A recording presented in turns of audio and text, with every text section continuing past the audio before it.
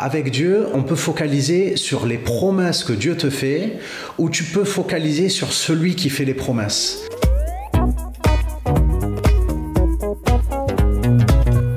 Tu as deux manières de vivre une même chose.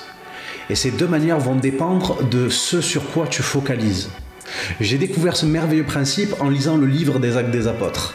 En lisant le premier chapitre, verset 3, je lis ceci. « Après qu'il eut souffert, il leur apparut vivant et leur donna plusieurs preuves, se montrant à eux pendant 40 jours et parlant des choses qui concernent le royaume de Dieu. » Si tu veux, on va s'attarder sur le temps.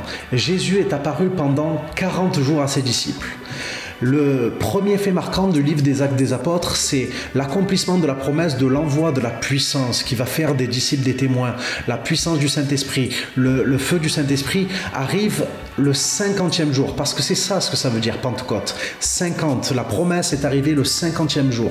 Mais les disciples ont eu la présence de Jésus pendant 40 jours, qui leur a parlé non seulement de la promesse, mais il leur a accordé sa présence et leur a parlé de beaucoup d'autres choses concernant le royaume de Dieu.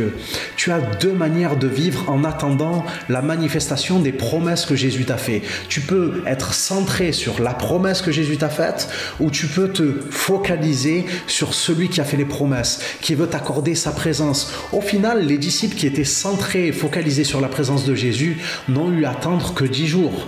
40 jours dans la présence de Jésus, focalisés sur lui, 10 jours de battement, et le 50e jour, la promesse qui arrive. Focalise-toi sur celui qui fait la promesse, en attendant que la promesse s'accomplisse.